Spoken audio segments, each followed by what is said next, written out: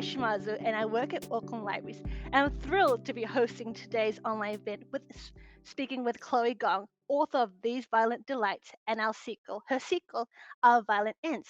Before we introduce our fabulous guest author, just a few housekeeping bits and pieces. If you have any questions for Chloe, just enter them into the chat box and we'll ask her near the end of our session. We're so excited to introduce your guest author for today, beaming live from the States, Chloe Gong. Our Violent Ends is a sequel to her debut novel, These Violent Delights, which ended on a cliffhanger. Chloe was born in Shanghai, grew up in our hometown of Auckland, and is currently based in the States. Our Violent Ends was released in November 2021. And at last year's We Read Auckland, we were so lucky to have Chloe. And this year, we're so pleased to welcome her back to talk about her sequel. Kia ora, Chloe. Hello! I'm so excited to be here. Hi. Thank you for having me. Hi, we're so happy to have you back. How have you been? Good. I am sad that I can't be there in real life. That would be very cool as well. But I love that the internet gives a great alternative. Okay, so back to the books. So Our Violent Ends was really, really good. I really loved it. Can you tell us more about the books? I can. Well, first, thank you. That's so nice. I'm blushing. Our Violent Ends is the sequel to These Violent Delights, a duology that is a Romeo and Juliet retelling set in 1920 Shanghai. It follows the two heirs of these rival gangs who have a bit of a messy past together. But then when betrayal happened, they got split apart. And now, 4 years after that, they've been brought together again because a monster is wreaking havoc in Shanghai. They need to solve what's happening before, their gangs die out, because that would be very bad. There's a lot of angst, a lot of betrayal, drama, blood, and I had a lot of fun writing the duology. Thank you. And one thing I want to mention is it's just not monsters. I would like to say it has bugs in it. Bugs. And Bugs. one thing that was Insects. Yeah. Insects. And one thing that kind of like went to my heart was, when I'm reading Our Violent Ends, right? A few chapters into it, you kind of describe what the bugs do, because as I recall in the first one, it was just kind of like people being attacked. But with this one, you kind of went into detail. Like, was there a particular reason why you decided to be like, oh, let's like put in words like holes and going into the eyeballs kind of thing? I have always been a bit of a gory writer, I think. I'm a bit of an undercover horror writer. You wouldn't think that, like, looking at Yeah. but I do sneak in a lot of horror. And the first time that Yeah. someone asked me to join a horror anthology, I was like, this makes so much sense. I can really see why I got invited onto this. But with These Violent Delights originally, I really like the idea of having like a very physical threat, because so much of these books is kind of a critique on this time period and these like invading Westerners. But to me, I was like, I also want some sort of like physical threat that you can see that is very clearly a metaphor of stuff they're bringing in. So when I wrote the insects in the first one, I was like, ooh, contagion. And this was also before COVID. A lot of people are saying now, wow, like this is a COVID response. Look at these quarantining lines.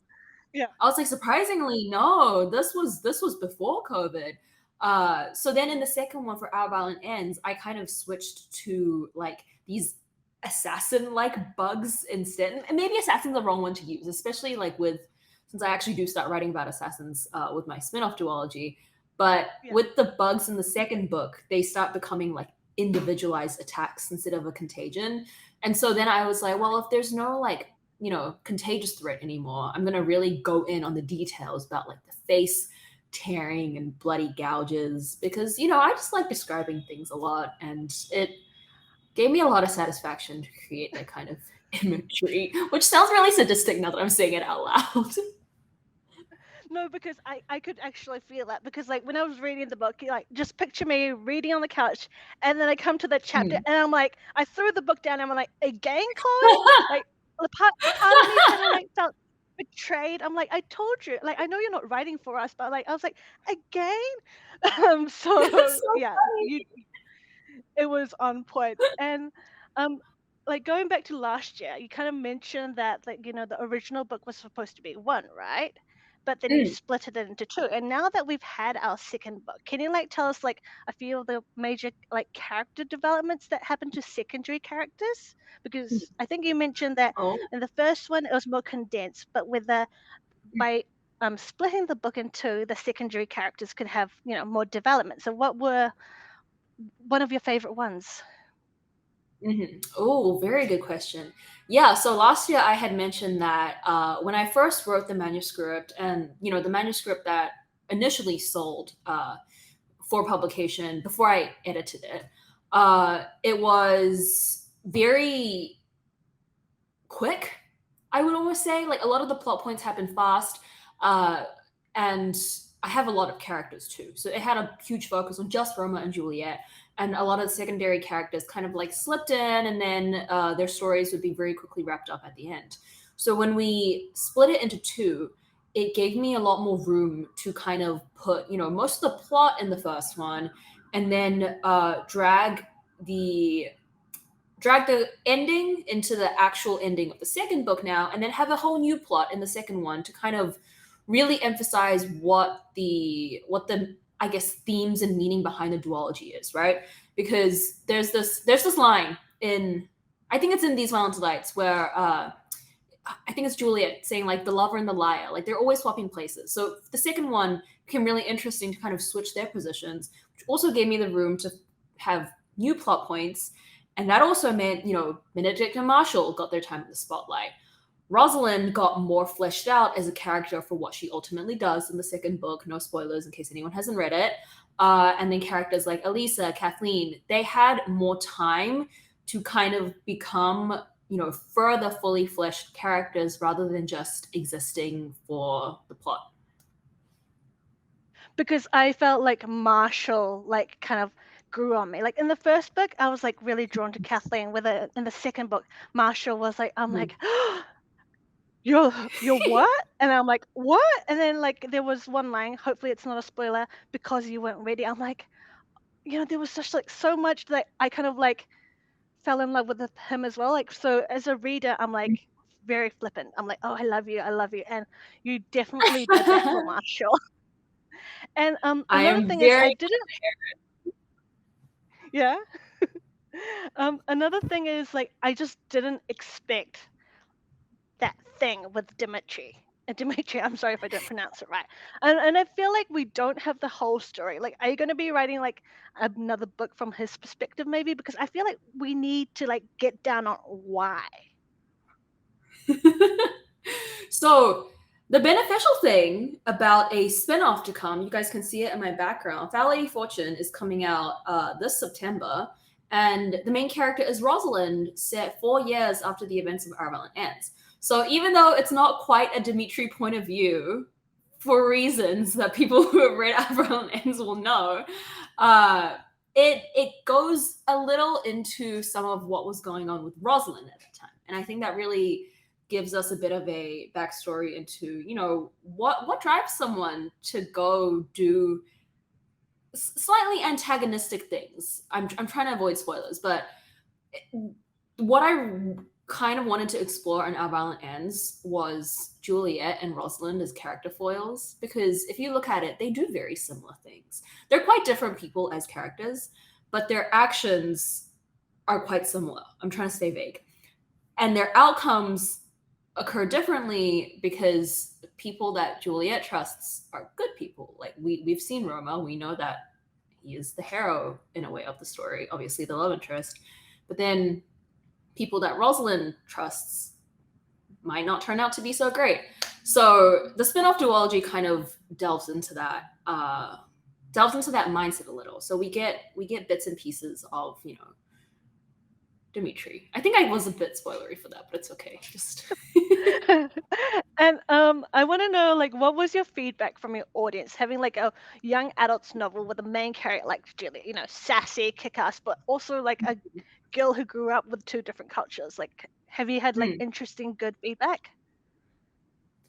I have loved the kind of responses I've gotten from readers who feel like they can relate to Juliet. It has meant like so much to me. And it's one of the major reasons why being an author, writing the books that I do write, it's one of the Mm-hmm. reasons that makes it all worth it, right? Because, Mm-hmm. obviously, like, putting your work out there invites responses across the board, right? It's just part of the job. But what makes it all worth it is the people who are like, this is the first time I've seen myself reflected, or this is a narrative that I feel so closely with, or just the kinds of things where readers have been looking for stories like this, and then they get to read it, and just the appreciation blows me away. I'm just so Yeah. grateful in response, because I'm like, thank you for reading these kinds of books, because if you weren't reading it, it wouldn't mean as much for me to write it. Like, a book Mm-hmm. feels like an exchange, right? Between the story that goes out and then the response that comes in. And the reason why I wanted to be a published author in the first place is to feel Yeah. like that story can reach people and mean something. Yeah. And for people to come tell me, like, oh, like, I enjoyed this, and like for the Yeah. reasons of, like, I love Juliet, I relate to Juliet, I'm like, that's amazing. That's all I could ever hope for. Yeah. Because I really like reading about Julia. It's like I'm like, oh, she's just so cool. And also like how the Roma and Juliet's kind of storyline flips. I really enjoyed that part.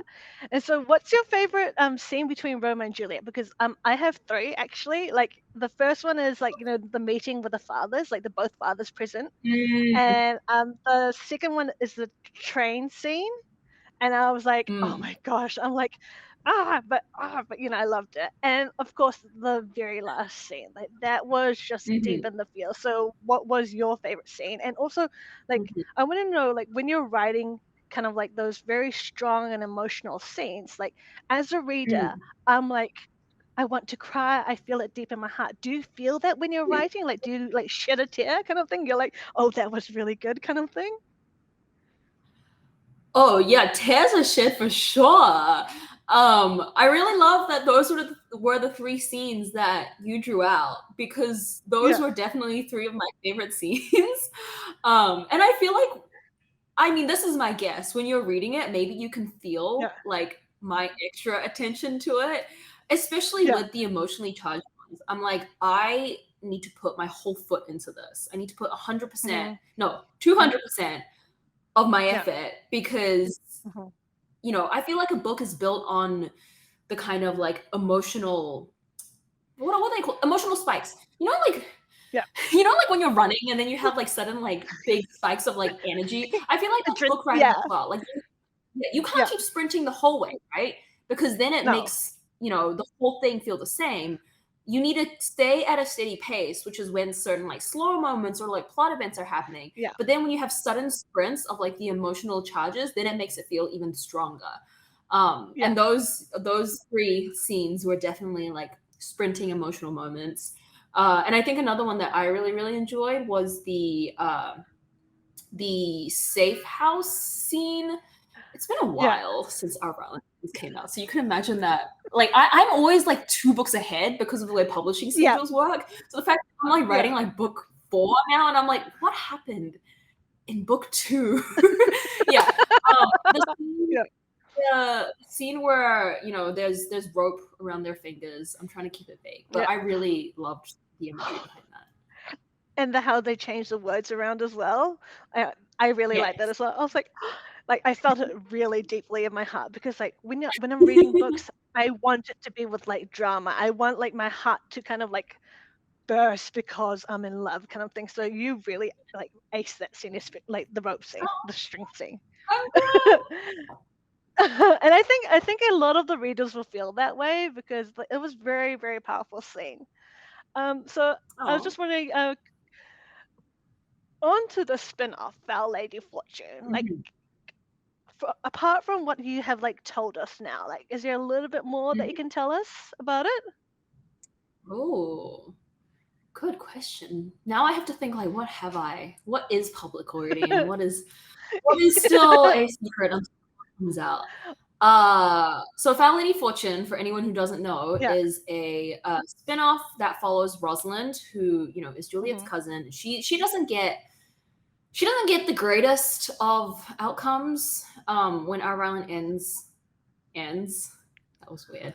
And a huge reason why I wanted to write the spin-off is because I Yeah. feel like a lot of times with storylines, it's very easy to brush off antagonistic characters, and especially antagonistic female characters, as just the damage left behind at the end, right? They're kind of like, oh, they've made their mistakes, they're suffering, they're just going to continue suffering. We'll close our books and then we'll be happy for our protagonists. Who cares about the people who made mistakes? Yeah. And for me, it was really interesting to be able to return to her because it felt more like a challenge to see, can I take someone who was intentionally written to be quite unlikable for the kind of like Mhm. carelessness that she took with her actions, and then turn her around and see what, you know, not only what redemption looks like, but whether she is really at fault or if it's the kind of like circumstances that she found herself in. So I would say that like Foul Lady Fortune is a bit of a, you know, Rosalind redemption narrative. Yeah. Though that being Yeah. said, it still does have quite a big cast. So it's not wholly Okay. that. It is quite chaotic as well, as people have come to expect from my books now. It's very chaotic. I would say it is Yeah. funnier than These Violent Lights and Our Violent Ends because it is based off a comedy. It's a retelling Yeah. of Shakespeare's As You Like It. And I Yeah. had so much fun with so many of the scenes. I'm currently working on the sequel, which has even wilder, funnier scenes, but is also somehow also the angstiest thing I've ever written. So it's a lot happening. Yeah, because like reading these violent delights and our violent lens, like most of it was like Mhm. high up drama filled, right? But there were actually like parts Mhm. of the book where like something the character said would just like make me snort, like I'm like like like a very unladylike snort because it made me laugh. So I think Mhm. I'm very excited for this new book if it's gonna like from what Mhm. we've seen from your two books, like those small comedic parts to keep the book light. Like I'm very excited for the next Mhm. part. And then I know that is it I don't know, hopefully it's not a spoiler or anything, but it's a bit more of a spy novel, right? So like what kind of Mhm. research did you do? Because like the last Mhm. one you had you must have had like a different kind of research. And for this one, did you like Mhm. concentrate on something like completely new? Mhm. It absolutely can be described as a spy novel. Yeah. I did do a lot of historical research for it as well, but Hmm. yeah, definitely a different kind because These Violent Lights and Our Violent Ends, I mostly looked into um, the 20s, right? The backdrop Hmm. of Yeah. Shanghai and how the foreign concessions formed, a bit of the, you Yeah. know, I researched a bit of the Opium Wars first to really get to the setting of like, you know, how did the British and the French kind of get a footing in the city? How does that interact with these fictional like gangs I've kind of created to explore, you know, the political setting. Foul Lady Fortune is set in 1931. And the very first scene is the Mukden incident, which was when the Japanese Empire first invaded China. So it kind of takes more of that angle where it's about domestic war and incoming invasion, kind of like the relationship between the two, because Rosalind and Orion, who are the main characters of Foul Lady Fortune, kind of become these investigators, as opposed to Romeo and Juliet were more like how do we protect our gangs and the social standing. Yeah, more of a it feels more of a classic like C drama vibe versus the former like tragedy, like angsty drama pulled from the West kind of vibe. Like super excited. Again, you can always like I'll be definitely reading it. I've got a few writing questions for you. So I love how the cast of characters is so inclusive. So what is your approach on writing about communities you're not part of? Mhm. I mean, I feel like it's always to approach it with the right reasons, right? Hmm. Because There so often, if you come in with the wrong reasons, readers can tell, right? It'll be like, well, Mhm. this feels weird. So, for me, anything that I approach with, no matter what community it is, it's that you're writing it because these were real people that really existed. You are trying to create a real narrative of something that Yeah.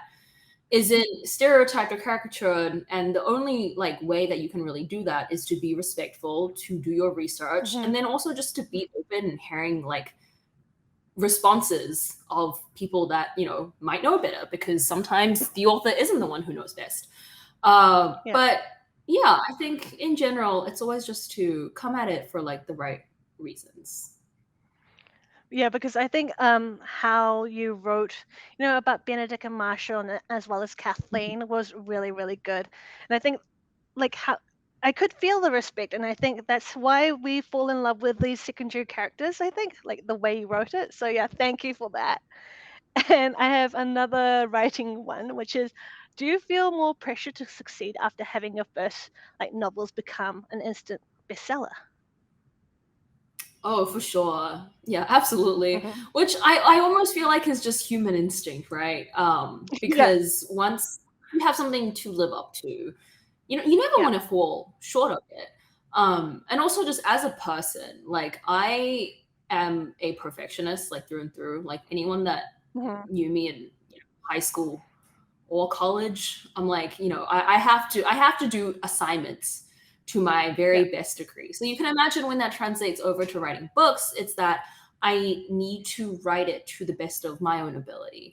And Yeah. sometimes, writing is so subjective. It doesn't necessarily mean that I will be creating products that everyone's gonna love like eternally, right? But Yeah. when I am writing the stories, I always want to make sure that it ultimately becomes the product that I feel like I can make it the Yeah. best it can be. The fully formed version of the story that I want it to be, and that kind of keeps me.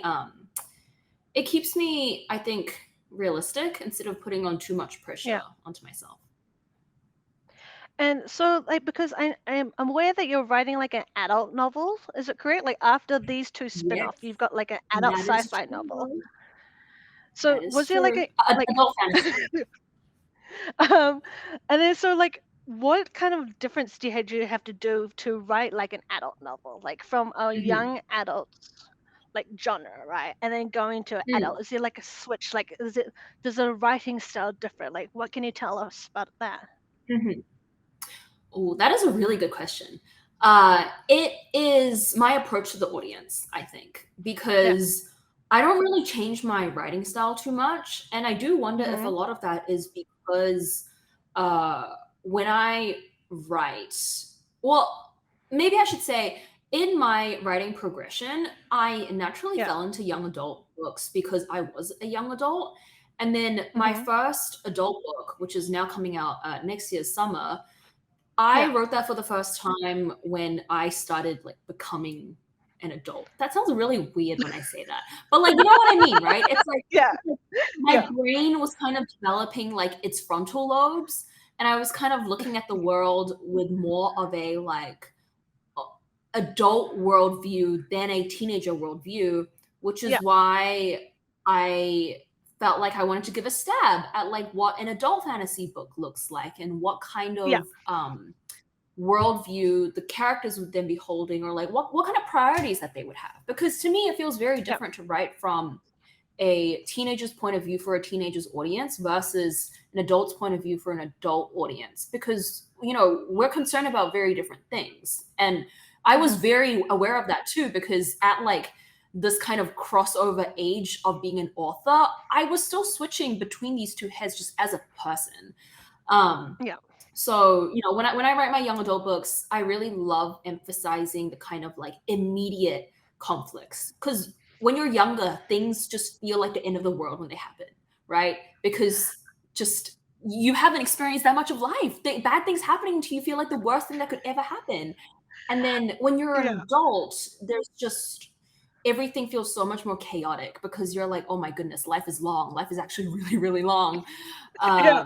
So yeah, it's kind of like the stance, the audience, the stance, the kind of like tone that I take between these two age categories. But otherwise, they're equally as violent, I would say. Okay. But so what does this mean, like less drama? Because I think one of the things about I really enjoyed about like these violent delights and our violent ends Hmm. is drama, is angsty, and I'm like, really in real life this wouldn't happen. Kind of, I'm like, they're so driven by Hmm. passion, kind of thing. So does this mean that it's going to get a little bit toned down, or are you still going to like, put your characters in a difficult position, just fling them against the wall and be like, okay, deal with it, kind of thing? Yeah, definitely the latter. There's gonna be, I would say that. So also to give a bit of a recap, my adult trilogy, the first book is called Yeah, Immortal Longings. It is inspired by Antony and Cleopatra, which I think yeah, might be able to tell the audience a little about the kind of drama that you would probably expect from that. Um, yeah, as an English major, in class, I kind of came out with the conclusion that Antony and Cleopatra are like the toxic, matured Romeo and Juliet because, couples are star-crossed on different sides, but where Romeo and Juliet are kind of about like innocent love trying to thrive in a place of hatred, Antony and Cleopatra create yeah, their own drama. Like they are fully yeah, responsible for their own drama. And I very much translated that in my adult novel because these two characters are just the most dramatic, obsessive characters I've ever written, and it's a lot of fun. It gets really intense. I've always said that Anton and Kella, who are the adult characters, are kind of like Roma and Juliet, but like times a yeah, hundred in intensity. yeah. And I would only really write that for an adult audience because I feel like if I give that to teenagers, they would be like, "Oh my goodness, these people are like insane." I love it. I love it. I'm so excited. So I'm gonna actually switch over to a few of the audience questions. But before we get into it, do you mind just giving out a special shout out to the Auckland Young Writers Society who are having like a watch party in downtown Auckland, Chloe? Oh my God, yes. Hello, Auckland Young Writers Society. Thank you for having a watch party to watch me on the screen, I assume. Am I blowing up very large? I'm honored. I'm very I honored. think so. Okay, so we have a first question from Ketelin. I hope I pronounced your name. What was your favorite point of view to write, including Foul Lady Fortune, and which character Mhm. of yours is one of the most similar to yourself? Ooh, good Mm, question.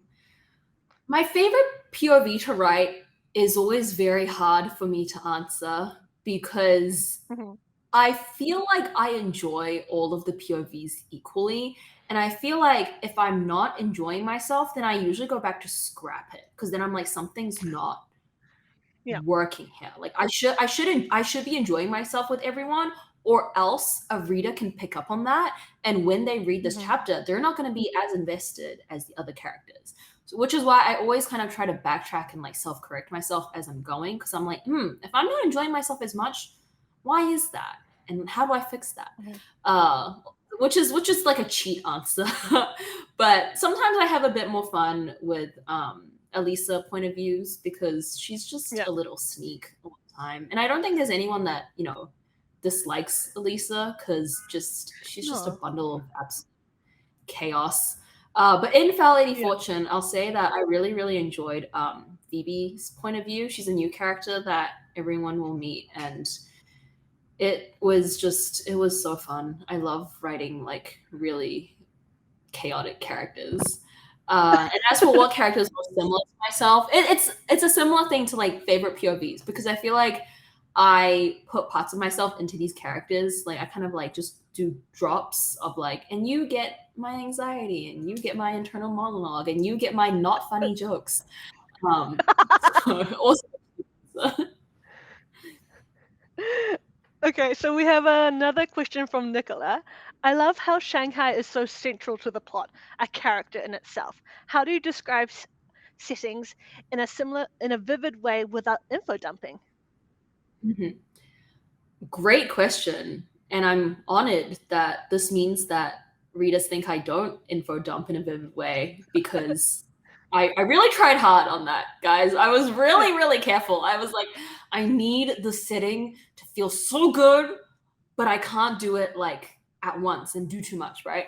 Yeah. For me, it was a lot of, I guess, looking at how uh, other successful examples do it. And, I feel like a lot of writing is learning from reading and kind of picking up what techniques work for you as a reader and what you kind of read through and you're like, wow, that was really well done. Or if you read through something else and you're like, I don't think that hit the same way as it could have, right? So for me, the ones that I really, really love are Maggie Stefada's The Raven Cycle, the way that she kind of approaches setting and writing like these kind of like forest settings just has such a sense of atmosphere without going on and on for like pages and pages, right? So I did a lot of like reading these pages over and over again to kind of figure out like, how is she doing this? How does this atmosphere get created with Yeah. not going into it too far, but going into it far enough that a reader feels as if this is almost like a character? Or there are books like Liberace the Diviners, which takes a bit of an omniscient point of view, which I also employed that technique. And I was like, well, if I'm going to use this technique, let me go look at the authors who have done it in a way that I think is successful so that I can learn from it and develop my own techniques to do it. Thank you. That was really insightful. And okay, well, another question. This is from Christine. Nah, I love how angsty and intense the romance is between your characters. How do you approach writing romance? Ooh, oh, good question. Also a big question. I could probably go on for like 40 minutes about this, right? I think when I approach romance, the thing about me as a writer is that mostly everything I write will have a romance because I love romantic plots. But all of the romance that I write will usually be subplots that are kind of a central force without becoming the central plot, if that makes sense. Because I really love it when I'll call it like plot A, right? When the main plot is something completely different, but everything that either evolves from it or is pushing it is in some way like influenced by characters that are eventually going to get together in some way, if that makes sense. In the same way that the romance and the actual plot always feels related without being taken over. And for me, that's how I keep myself invested in both. Because then I'm like, each plot point that I come up with is forced to be interesting because it does something to the character's romance. And then at the same time, every bit of the character's romance is forced to be relevant. And I'm not just putting it in there for the sake of it because it has to feed back into the plot. And it kind of keeps myself like, on my toes, because then I'm not like wasting, space or like putting in stuff that doesn't exist to serve a purpose. And I hope that when that comes across to a reader, it's like, okay, well, I feel engaged the whole way through. But as for like just on a craft level, how I approach writing romance, I usually like write lines and then I read them. And then if I have like a little giggle, I'm like, okay, we'll keep that. I like that. I like, so there's like a giggle test. Like yes, giggle. absolutely. Okay, good. That's really cool. And from Alicia, we have, how do you plan the beats and pacing of your plots? I've only just started Our Violent Ends, and I'm already so invested. Oh, well, thank you. I hope that you continue to be invested. I hope you enjoy the rest of Our Violent Ends. When it comes to the pacing of my plots, I am a bit unconventional because, sorry, if you guys can hear the sirens, it's because I live in Manhattan and someone's always doing crime. It's so loud. I hope you can't. I hope you can't hear it. Anyway, sirens, stop. Yeah, pacing on my plots. I write in a 5-act structure, which I originally pulled because the kinds of plays that I was inspired by for these books are in 5 acts. So I was like, I want to pay homage to Shakespeare for the 5-act structure. And when I plot, I'm going to have that kind of narrative rise and fall. Mm-hmm. So it makes things a bit easier for me because in my head, I envision it as a very clear, like, setup, rising action, like midpoint, climax, and then like resolution, right? If I can envision what each part of the plot does and feeds into each other, it becomes a lot easier to figure out each why each beat matters. But I will say, I think plotting in that way doesn't work for everyone. A lot of the times, people who aren't like naturally inclined to gravitate towards plot structure, if they force themselves to do that, it might restrict their creativity. And then for other people, if they're not naturally inclined to just purge like creative energy on the page, they need plotting to keep them like focused. I feel like Yeah. plot beats are one of those things where like authors are so different on. So I find it really hard to give like useful advice because sometimes I'm really afraid that I'll say like this is what works for me, and then Yeah. it might be the worst possible way to do it for someone else. Um, Mm-hmm. so that's like my grain of salt for everyone who's like, if they try that out and then it actually does not work at all, do not worry in the slightest because it probably just is not like a fit. Um, Yeah. but otherwise, I think like plotting and beats is very hard to get on the first try as well. So I think maybe advice that does fit a bit more broader is that revision is usually where all of the magic happens. And sometimes it's really useful to just get everything down at first, messily, and then go back and see how things tie into each other and then go adjusting from there. Thank you. And we have another question from Candace. What has it been like living in New York, and how receptive is the writing community to authors outside from the US, the US? Oh, good question. Also, good timing since I was just complaining about the sirens outside my window. I really love living in New York as a author because I feel like it there's so much like creative energy, which isn't to say like there's no creative energy in Auckland. That's not what I'm saying at all. No one get me wrong. But the energy is very different, I would say. Especially for I think when I'm just trying to like people watch and I want to get inspired, I can really easily like go to a cafe and just people watch. Hmm. I do actually do the same in Auckland though. Like, I will literally just sit down in the library and stare at people, which is it's a bit concerning. I would say that in New York, people are less likely to look at me funny when I do that. So there's a benefit.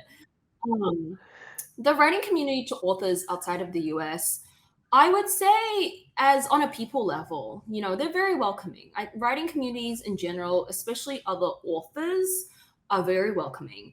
Yeah. But I will say it makes it a lot easier to be in the US. And I have the privilege of being able to stay here because I went to school here. It was a very easy Yeah. transition for me. Um, but I think international authors will feel that there is a bit of there's a bit of a disconnect because a lot of the times, publishers aren't willing to fly authors out to the US, like for tours, for events, and publishing is Mm, so US centric. And it's a huge, I would say, industry problem that yeah. needs change because, what is a industry if it's just one country, if it's just dominated by Americans, right? But as for the meanwhile, it is a problem that a lot of international authors do discuss. But that's not to say Mhm. that they never get flown over. It does Yeah. happen, sometimes, but it is one of those things where I think most people wish that happened more. Like we wish that it was more international instead of US centric. Yeah. Speaking of Auckland, did you actually have time to eat fish and chips? Because, like in the last interview, we were talking about how you missed, like you couldn't come back to Auckland, but you did Yeah. come back to Auckland in June. So, did I you did. have fish and chips on the beach? Did I have fish? I don't think I did because it was kind of cold, so I didn't go to the beach. Alas. And speaking of Auckland, did what was it like going to like all the schools and just especially Rangitoto and going to the different parts It was entering so and just fun. yeah. Yeah, And it what was were it the was really, really fun. What yeah. Sorry, we have a No, lag, so every time I'm cutting you off, I'm sorry. it's okay. No, I was just gonna like what were their reaction and how was it like just meeting like people from New Zealand like in face to face? It was so fun because when I came back a few months ago, that was the first time I'd Mhm. come back since these Violent Delights came out. And when Mhm. I had left, to go, when did I leave? I left in August of 2020. And then my Mhm. book debuted November of 2020. So then, Mhm. me coming back a few months ago was like, oh wow. Like when I left, I wasn't like published yet. And now I come back and like I can see my books like, displayed in the windows of Whitcoulls. Like that's wild. Touring was so fun because I think I really understand, like, as a reader who grew up in Auckland, like, we never get authors. No one comes down to New Zealand. But every time I come home, I'm like, oh, wow, I'm an author in New Zealand now. So, it's really fun for me to then be able to tour and, like, meet readers, sign books, because I'm just conveniently home. Like, I'm just here. Publishers don't have to, like, spend money flying me over. I'm going to be here anyway. So I'm glad to be able to provide because when I was 15 and browsing Whitcoulls, I really wanted to meet my favorite YA authors. So to be able to provide that, Yeah. it means. Yeah, it was really cool. And I have another question from the audience. This one is from Grace. Were you always planning on writing Foul Lady Fortune? I was. There was one person who guessed it when I announced that there was a spinoff coming, but we hadn't announced who the protagonist was because Our Violent Ends hadn't come out yet. This is a Mhm. reoccurring thing with all of my books. We've done the same now. I recently announced that there were novellas coming that are set in both the world. Well, it's the same world, but like they're novellas for both the These Violent Delights duology and the Foul Lady Fortune duology. But because Yeah. Foul Lady Fortune isn't out yet, we haven't announced who the novellas are about because spoilers. Um, yeah, my point being, I do this a lot for whatever reason, and I think it's because publishing timeline schedules. But someone had guessed that Foul Lady Fortune would be Rosalind because they noticed in These Monster Lights and Our Violent Ends there were characters named Rosalind and Celia, and they were like, "Huh, that's the main characters of As You Like It." And the small summary of Foul Lady Fortune sounds a little bit like As You Like It. I'm pretty sure that means Rosalind is the protagonist. And I was like reading that and I was like, they're on to me. We're not announcing this for like 5 months and they're on to me. So yeah, when I finished writing the first draft of These Violent Delights, it was in a very, very different form to what it is now. Like it's almost Mhm. unrecognizable. So much got changed. But a plot thread that did carry through from first draft all the way to what it is now is that Rosalind was always kind of the one who felt like she got pushed aside. And because she Mm. was kind of raised with, lies, no, not lies, but like she was always raised in a way that made her feel forgotten.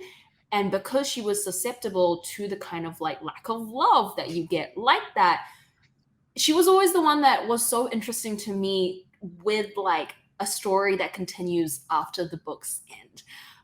So when I went back to revise These Violent Delights, a lot of it changed, but then I also started Yeah. planting the seeds of potentially being able to tell her story Yeah. afterwards. But I didn't know that if I would be allowed to, not allowed to in like that sense, but like, how, Yeah. publishing will buy more books from you if your old books do well. And a lot of the Yeah. times they'll tell you to pivot. They didn't do so well. So I really, really wanted to write Foul Lady Fortune from the beginning. Um, Yeah. and I intentionally planted all the seeds in the hopes that fingers crossed that they would let me. And I'm so Mhm. thankful that, when these Violent Delights did well, and when readers were like, "Yay, we want to read this book and this series and like anything more that's to come, like from Chloe," it meant that when I gave my publishers the idea, like, "Hey, I want to write a Rosalind spinoff," they were like, "Okay, let's do it." And everyone Mhm. jumped on board. They were so excited, and I am really happy that it means I get to continue not only Rosalind's story, but the story of the world, at large. There's Yeah. still a lot of, things that have been left unanswered that is relevant in the coming spin-off duel. Gotcha.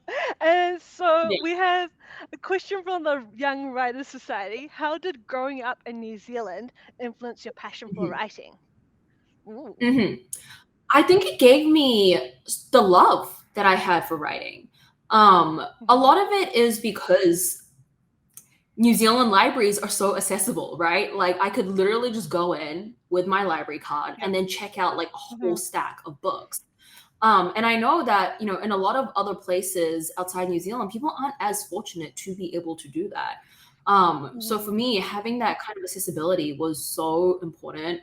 I remember this one time. Well, I also am a really, really fast reader, to the point where I will finish, like, back then. These days, with writing on everything, I am a bit slower.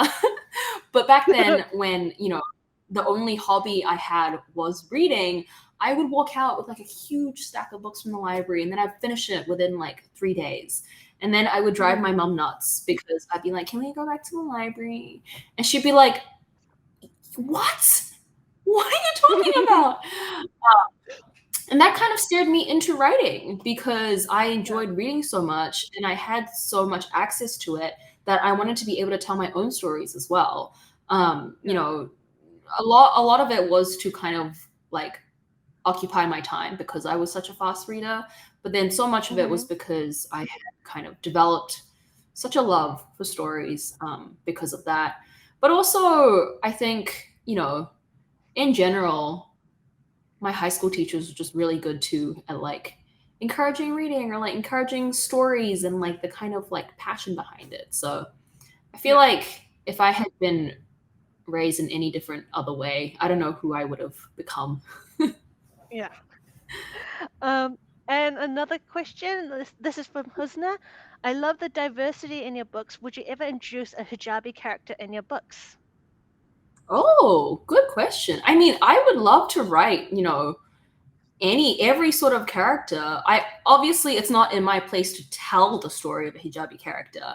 But Mhm. of course, I would love to write, characters of all sorts. I love just representing the world as it is. Yeah. It's amazing to see, stories like that. And another Young Writers Society. This is how did book talk influence the succession of your duology? Yeah, I mean, I think being on Book Talk as these Violent Delights released was a Yeah. really, really unique experience. Because these Violent Delights debuted in the thick of the pandemic, across the US and New Zealand, I think, in Yeah. November. Like, bookstores were not open in the same way that they were pre-pandemic. And Yeah. no one was at fault for that, right? Like publishers were doing the best that they could do, booksellers were doing the best that they could do. But the fact of the matter was there was a virus in the air. And so understandably, people were not shopping. Like books were kind of Mhm. in a very different place. Um, and for me, Book Talk was this place where I could kind of just like connect about books, like, talk about the things that I was really passionate about reading, and then be like, "Oh, I also have a book coming out and you might enjoy it if you enjoy these things." And I'm really lucky that, I could use that as a medium to, I guess, like just have word of mouth spread about these mountain nights and have people discover it that way and share their thoughts on it and talk about it and chat with other readers about it. And, without Book Talk, I don't know how the pandemic and my debut release would have interacted. Yeah. And this is another one from Nasia. How do you come up with your ideas and keep up your creativity? Oh, good question. Keep up my creativity. I people watch, as I mentioned earlier, which sometimes scares people when I do it in Auckland libraries, which I have had a habit of doing that. But yeah, I try to like refill the creative well, so to speak, because I think especially now when I do writing all the time as a career, it's very easy to forget that uh, I got into this because I love telling stories so much. Because when you're writing every day, sometimes it can feel like, oh, you just have to finish this book because, like for the sake of it. But ultimately, right, like writing is such an art because the act of creation is something that is special in it of itself. And Mhm. I try to remember that every so often when it feels a bit repetitive or I feel tired of like getting the words out. I'm like, oh well, why am I passionate about the story and what is this ultimately going to look like? And sometimes it just means like stepping away from the page for a bit. Sometimes it means like listening to music or like, you know, staring at people on the street, seeing what they're doing, getting inspired by that, or just taking a break. Sometimes not writing for a long time, not a long time, but like for however much time that you need Yeah. is the best way to kind of generate what comes next, you know. Hmm. Awesome. Thank you so much for all these amazing answers to the questions. But we're unfortunately going to have to wrap it up. But before we go, we just wanted to say ngā mihi nui. Thank you so much, Chloe, for joining us again today. We just can't wait for Foul Lady Fortune to drop and what's coming next. A reminder to our all Auckland Library members, they can already get in line for the Foul Lady Fortune, or you can also pick them up at your local bookstore. A huge thank you to everyone who has tuned in for our live stream today. We really hope you enjoy yourselves. There's a link to a short survey being added to our chat feed right now, so please take a few minutes to let us know what you thought to help us bring more events like this to Auckland libraries. Thanks again for supporting Auckland Libraries and We Read Auckland. Check out the Auckland Libraries website and your local library to see what's coming in our in our last week of fun. Take care and ka kite ana. Hope to see you again soon. Bye. Thank you.